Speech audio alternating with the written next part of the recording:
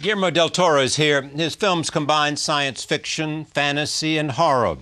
Over the years, his work has attracted a devoted cult following. He is known for his rich imagination and his passion for detail. In 2006, he earned widespread praise for Pan's Labyrinth. The film was an international success and won 3 Academy Awards. Here is a look at some of his work. Mira qué curioso. ¿Qué te parece que sea? ¿Un juguete? Santi, habla conmigo. No quiero que nadie se muera.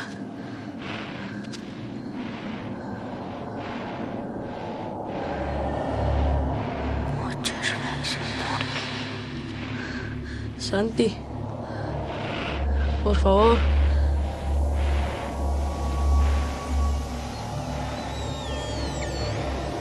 You and I, we have the same enemy. We want the same thing.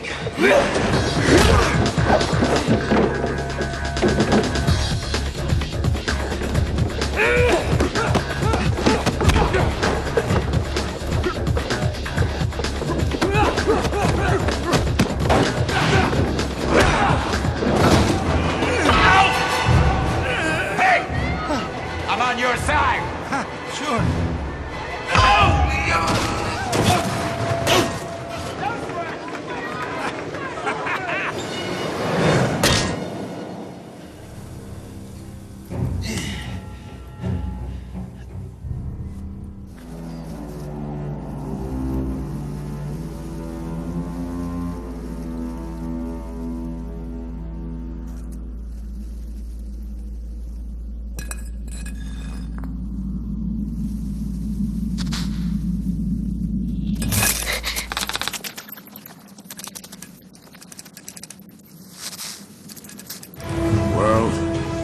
Here I come.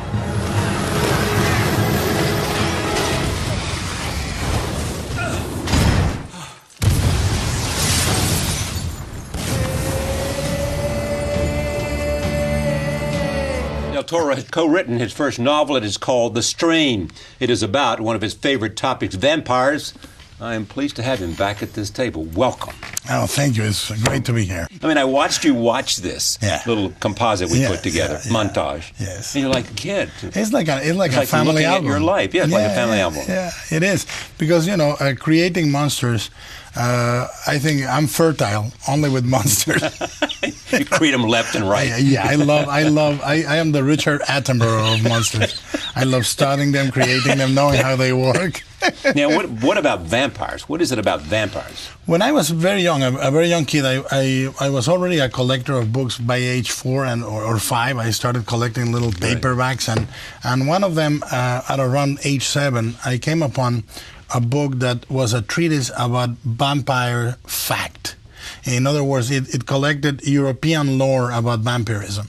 Right. Little details like a Polish vampire actually doesn't have fangs; it has a stinger that comes out of the tongue. Yeah. Or the fact that you can a vampire always returns to the family first and vampirizes the family before it goes out into the world.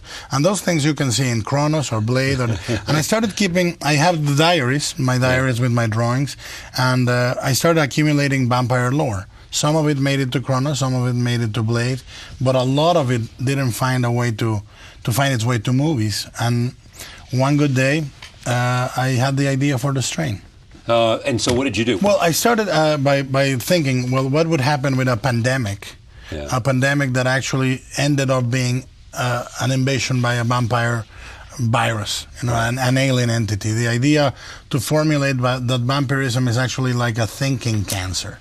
That it's a cancer that develops an alternate system of organs. Yeah. And they takes over a human body and functions, kicks in, and your engine changes. You belong to a hive mentality. You become essentially a drone, an insect.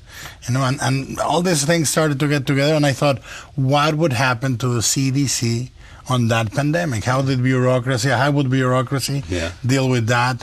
And how you mean the Center of Disease Control? Yes. Because they would be dealing with it, and little by little, unfortunately, the world caught with us. But in all those years, it was still a fantasy. Now, this had something to do also As a kid, you had these huge, scary dreams. Yes. I had the lucid dreaming, which meant you wake up in the bed that you are actually sleeping in, and you think you are in the room and that is real, and you see things. You know, and I used to see monsters as a kid. Did that make its way into the screen? Yes, actually, there is one chapter that I wrote. It was originally a little story I wrote at age 14, and it's a chapter of a kid sitting by a windowsill, looking out into the street, and it's completely autobiographical. I mean, I never saw a vampire, but it's me sitting at my grandmother's second floor window, looking at the street at night, and waiting to see somebody walk by at 2, 3 a.m. and thinking, what if that person turns and looks at me? Yeah. I mean, and that horror, that's in there. I mean, and many other things that are autobiographical are in there. So what's inside of your head? There are a lot of monsters, and a lot of the idea that monsters are incredibly beautiful, fragile creatures because they need imagination to be sustained. What horrifies me is reality. The banality of this existence we are starting to live, which is like a tabloid existence, a reality show existence. You know, I like monsters because they are absolute representations of something. When you look at monsters and contrast that with science fiction, yes, what's more compelling for you? I am not a hardware guy. I really like monsters. I'm a biological perverse, anatomically perverse guy, and I'm into squishy things and. The fantasy that appeals to me, or the science fiction that appeals to me, has a humanistic strike, or an idea, a philosophical strike, like Philip K. Dick, Theodore Sturgeon. I'm not into phasers, lasers, or barbarians, sweaty barbarians killing, rescuing big bosom princesses. I love stuff that has a little more meat to the bone, so to speak. Do they now just give you complete artistic control? No, I tried to get it, and each situation has gotten increasingly better. I feel very lucky now with Peter and in the past with Pedro Almodóvar to have been produced by two filmmakers I admire, and to have produced, as a producer, have produced filmmakers I admire, like Juan Antonio Bayona, for example. When you were here before, we did this wonderful conversation. Yes, I was thinner then. And you brought along a couple of your pals from Mexico who are also giants in the film business. There has been this evolution for you, though. Mm-hmm. You always were Drew. Yes? Yes. Then you started out doing stage things? Yeah, I did. Building stages? Or? Well, what I did, which is curious, I used to be doing short films that were very odd and required sets and creatures. And I taught myself to draw, to paint, to sculpt, to build these things for my short films. And then people started calling me to do it on their films. Right. And I did it for a while until I got Cronos made. And my company did all the effects in Cronos, and then I closed my company. I'm a filmmaker now. Because I could afford somebody else to do it. But I still dwell on it. Like, some sculptors hate me because I will come in with the calipers, and I would measure each dimension on the sculpture and tell them, this is wrong, this is wrong. Not that I can do it better, but I know enough that I know they can do it better. So what's the quality that does it? A sense of proportionality? In a way. I mean, to have a really good sense of balance, the first thing on any monster design, the first thing visually, is the silhouette. If we were to go by details, I would say you figure out the silhouette first. That is easy or hard to read, but in an elegant way. That if you want it to keep changing, like the monster is never clear, you want it to be a silhouette that, depending on the pose or the action, shifts. Or something really beautiful and elegant that can be read really quick. Second comes the details. And people normally sculpt the details first, and I say, no. Don't texture anything until we get the silhouette. Then textures, and finally color. And that's the way you progress through that. If I went back to your childhood in Mexico. Yes. What a horror. Well, is it a horror? It was spiritually, because I grew, the Catholic deal I got as a kid was really puzzling. You are 4, 5 years old, 6 years old, and somebody tells you, look, there's something we need to talk to you about, which is called original sin. and we wanted you to know that you're going to pay for it and atone for it the rest of your life. And I go, oh, really? And then they tell you, and then you're going to die, and no matter what you do, you're going to go to purgatory. What's in it for me? Yes, exactly. And you know, so the childhood was full of this sinister, Mexican Catholicism is, for some strange reason, really torturous and, really gory. The iconography is really brutal and gory and extreme. You know, you have these statues of Jesus laid out in a box of glass, and he's purple with exposed bone and bruises and bleeding and all these things, and it's really affecting. It's really quite a graphic. And how did it affect your spirituality or your religiosity? Well, it does, because at the same time you get an immediate impact that is morbid. You know, and then they tell you you're gonna eat the flesh and drink the blood of that gentleman there. And the presentation is not exactly appealing. It's not like a buffet. It's laid out in an incredibly shocking way. And you're 7, 8 years old, and then they say, well, now you come and eat the flesh of the Lord. So you think religion should be marketed better? I don't know at this stage. You know, I mercifully lapsed as a Catholic, I say, but as Buñuel used to say, I'm an atheist, thank God. You know, there is always, once a Catholic, always a Catholic in a way. So you're not with him, or you're with him? No, I think I'm lapsed enough. Vanel, yeah. Yeah, I'm lapsed enough. I believe in man. I believe in mankind as the worst and the best that has happened to this world. Your father was kidnapped for like 72 hours. Yeah, no, 72 days. 72 days? Yes, yeah. 2 days. And it was quite harrowing, but it was... I really believe, I have this strange theory that must be very Catholic, that actually pain shows you what you need. You know, I believe life gives you what you need, not what you want. We discussed this somewhere in the past. Right. And people think that getting what you want is great. And I don't think so. Getting what you need. So I always see what's coming, and whatever happens, I go, what can I learn from this? And we became a stronger family after the kidnapping. And I became a stronger man after the kidnapping. So what do you need now? I don't know, it's coming. Whatever. I tell you, I really, it's so weird. I really abandon myself to what happens. Do you really? Yeah, I don't. You say, is it fate though, or is it something else? No, I think you gotta work a lot for what you think is right. But when things come, you gotta analyze and say, why did it happen? Why did it go that way? But don't you think some things are just inexplicable?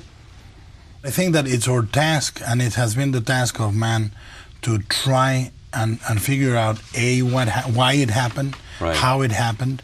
I'm not saying that you find the wisdom of it happening, but to find what should not be repeated from it happening, for example. And that's a perfectly objective lesson that we seemingly don't learn at all. Because, you know, the fact that we have constant cultural, physical, human holocausts happening year after year, decade after decade, shows that we have very little desire to really learn from any of that. Okay, but let me just understand this. If for some reason something terrible would happen to someone you love very much. Yes. I would think about it. I would emotionally... Would you rationalize it, that no. Somehow it was... No, emotionally I would not shy from it. In other words, I would not, you know... You open yourself to it. I would so. I think that if you don't live it, if you don't live that, then that pain is going to be repeated later at a grander scale. I really believe it. I mean, it's a strange belief, but I am convinced of it. Mm-hmm. And with my father's kidnapping, we really simply tried to become better. I mean, some families are destroyed by kidnapping. Right. We saw it. Some other families that... In Mexico. In Mexico. Some families completely get torn by it. The sons don't want to pay the ransom, or they want to find a way to find financing that is secure. And we completely just took it as our life task to rescue him no matter what. So what happened in your case? He came back. We had to pay twice. We paid once, and then they told us, now you have to double the money out of the blue. And we paid the second time, and he came back, and the night he came back is one of the most beautiful moments is one moment when he came back and he really was my father like I've never seen him since or before. He was completely open. I got a glimpse of him because he's a very strong guy, but he's a very closed guy. And I got a glimpse of him that I would never forget. So what do you think? Love or pain has the most impact on us? I think both. I mean, I really think the fact that we live in a society that tells you all the time that pain is bad, that you should shy away from it, that comfort is great. It's so horrifying for me because I think that you don't shy away from comfort or from pain. Yeah. You should take whatever comes your way. I think that's a better approach. When people tell you for your comfort, you drive through, you eat this, everything seems to be drive-through. Well, in some ways, comfort is soft too. It is. I mean, this coming from a fat man may sound suspicious, but I actually think that fat man. Absolutely. It's Mr. Exercise. Yeah. But I think, for example, one of the things I love is us knowing our defects really well. I think that knowing our defects makes us better than denying them. When people, all these mental or physical creams and books that tell you this is how you become a better self, lose this, lose that. No, know that you have it. Enjoy that you have it. Yeah, but I don't go for that. Oh, no. Yeah, I mean, I'm not saying listen. You're not going to convince me that being as heavy as you are is good for you. No. And for your kids and for your family. But you have to recognize it in order to fix it. Well, are you going to fix it? I did in the past. Last time I was here, I was nearly an Adonis. You were. I was four sizes smaller. You were. But so what happened? New Zealand has a thing called the pavlova, which is a meringue. We're going to blame this. It has a pavlova? It's a meringue with cream on top. Oh, God. And so that does it, huh? Oh, my Lord. A bit about The Hobbit. Now, how is that coming? It's great. How many months into it? We are about 8 months solid into it. We've been at it for a year, and we have 3 more years to go. And we're going to shoot starting spring of 2010. We're going to shoot for approximately over a year. And then we're going to release the first movie 2011, second movie 2012. And so would you spend all of your time between now and 2012 on this film? As a director, absolutely. And what else would you do with your time? That's what I do. I write. I find it a release. Yeah. I really enjoy that my mornings, I've always disciplined myself to use my mornings for writing. And I love waking up early and type and type and type. Where are you counterintuitive? Where is something that we would be, for example, this is what I was thinking about. I call you up and I say, I have this fantastic screenplay. Yes. Promise me it's good. And it's a love story. And it's 2 people. And it's set somewhere, but there's no vampires. There are no monsters. Nothing pops out of anyone's head. Nothing pops out of anybody. There's no snake out of their mouth. Yes. Oh, my Lord. Are you going to immediately say no? No, Let's assume it was somebody that knew how to write. Let's say that you're giving me that a great story. It was. I'll read it. Like, let me tell you. But it's totally against type. You've never made anything like that. But I'll tell you one thing. For example, I would love to have done or do Carson McCullers' The Heart is a Lonely Hunter. Absolutely. I would love to do that book as a movie. I love the old movie with Alan Arkin and Sandra Locke, but I think the book is so much more full of possibilities. That type of story I would love to do. So what are you doing to do it? You announce you want to do it. That's good. No, I'm not going to tackle it next, but I really I find that I'll get to it when it feels natural. I am, for example, attracted to crime literature. No kidding. Very much. Chuck Hogan writes crime literature. And great ones. Have you read Prince of Thieves? Yeah, exactly. I love that. So I'll go off on this tangent for a second. How did you end up with him writing The Strain? Exactly. I really loved the fact that Chuck was a really immersive writer. I read his novels. I thought he was incredibly strong on factual stuff. And I sent him what I had. And I said, would you like to partner, like literally, co-write this with me?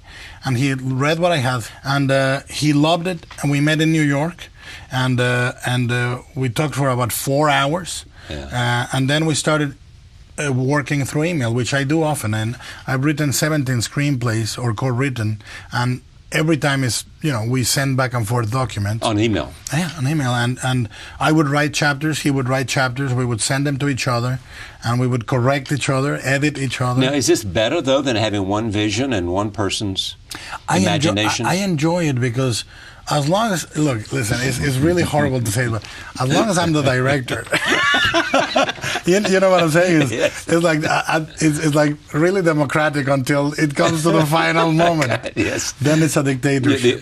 So as long as you know the ultimate decision is yours, you're happy. Yeah, I am. But I really, I am a benign dictator. I do listen, And, you listen, but in the end... Yeah, but for example, Chuck came up with one of the great characters in the novel, which is a rat catcher in New York City. So that becomes one of the main protagonists that realizes what's going on, and it's such a bizarre character. He came up with rat catcher, a rat catcher, an exterminator, and he realizes what's going on. And I fell in love with him. I had nothing to do with his creation. He came up with it, right, and so on and so forth. And we argued. I actually argued with him a lot of times of him putting back stuff.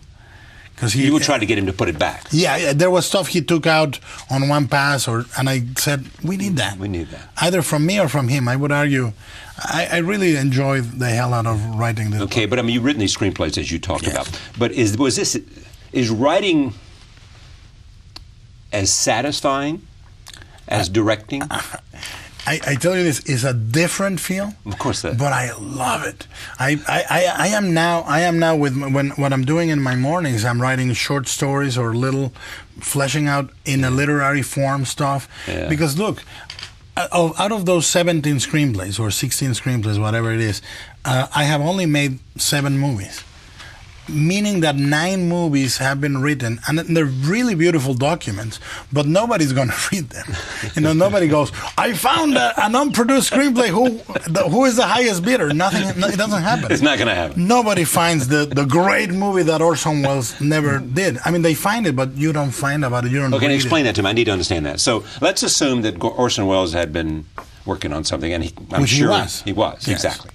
No one will ever be able to make that. They do it, but it's not anymore an Orson Welles movie. I mean, George Hinckley-Looper, I think, shot one of the screenplays Welles had unproduced. Right. But what I'm trying to say is, as a literary form, they're gonna always stay halfway there. Yeah. And I really find writing this way, I find that they have a life of their own, and they are complete in one way. I mean, I love the fact that we have no rating. No budget construction, no constrictions. I can introspect with the characters. Screenplays are always written in present tense. Right. You're saying George walks to the window, and you can, if you say something strange like, there is an aura of menace in the room. That's not a screenplay. You have to say the room is dimly lit. There is a low humming sound.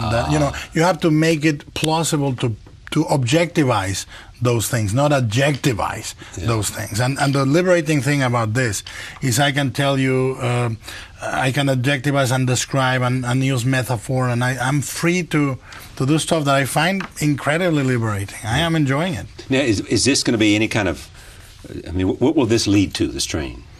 Well, when I plotted that, I plotted 3 books. I plotted the idea of... You're an entrepreneur is what you are. No, because I really said, let's get vampires out of the system once and for all. Like I've been putting little bits here and little bits there. Let's put it all out.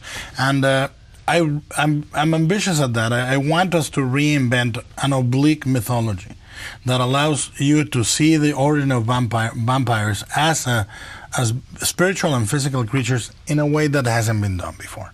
This book, aside from the morbid detail and attention to anatomy and biology that I think is unique in it, also has, for example, a unique and really harrowing detail, attention to detail on each of the drainings of the victims.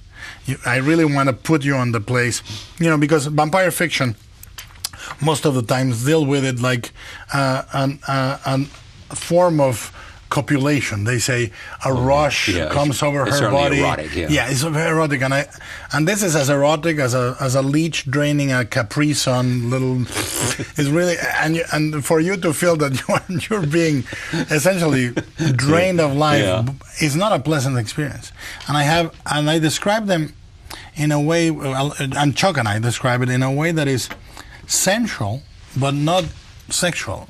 I want to put you there. I want you to know what it feels to have the thumping chest of the vampire against you as it feels excited about draining you, but at the same time you're dying, and the fingers corkscrewing the hair and pulling tight. I mean, it's really incredibly perverse, the book. Vampires in this book are as romantic as a rectal cancer. You know, they're absolutely brutal creatures. Is there a definitive documentary or book about vampires? I think there are several. My favorites are, as I said, in the non-literary form, in the factual vampire books. There is one book that was published in the 1700s that is a treatise about spirits, demons, and vampires by a very dodgy priest called Dom Agustin Calmet.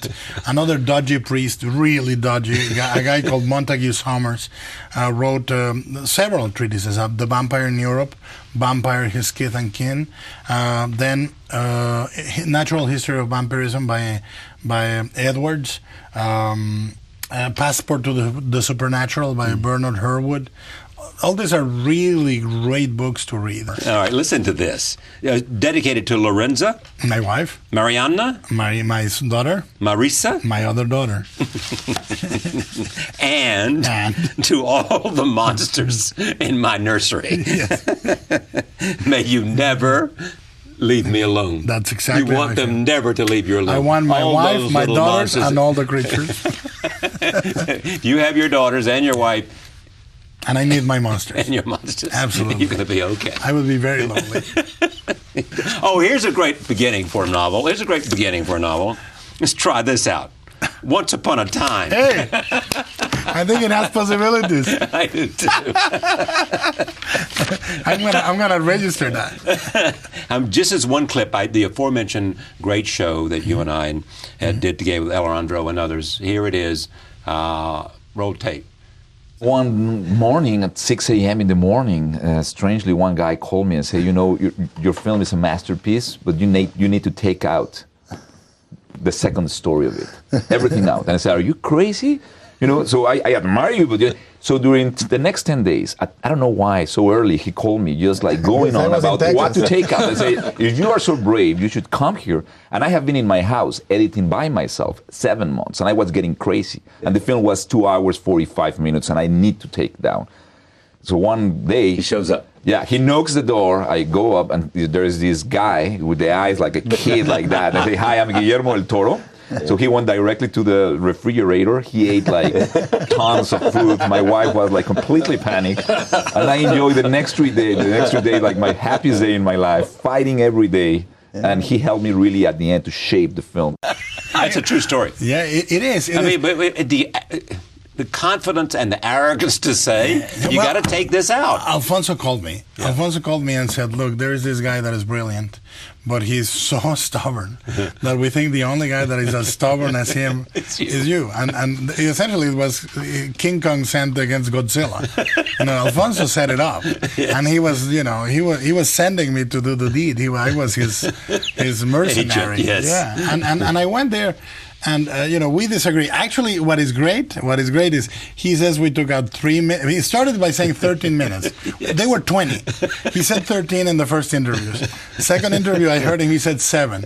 Last interview, I heard him, he said 3. Right? Now, the great thing is when I moved all my stuff out of the house into my man cave, I found a great artifact. Yeah. I found the original tape of Amores Perros when I saw it first, and it's 20 minutes. 20. Alejandro is 20 minutes. Yeah, you have the tape. I have the tape. All right. The book is called The Strain. Guillermo del Toro and Chuck Hogan, who's written a number of books, which I'll give you the titles that you may recognize: The Killing Moon, Prince of Thieves, The Blood Artist, and The Standoff. Thank you and much success. A pleasure and a diet in the future. I'll come check on you in New Zealand. Please do. And destroy the pavlovas. Thank you for joining us. See you next time.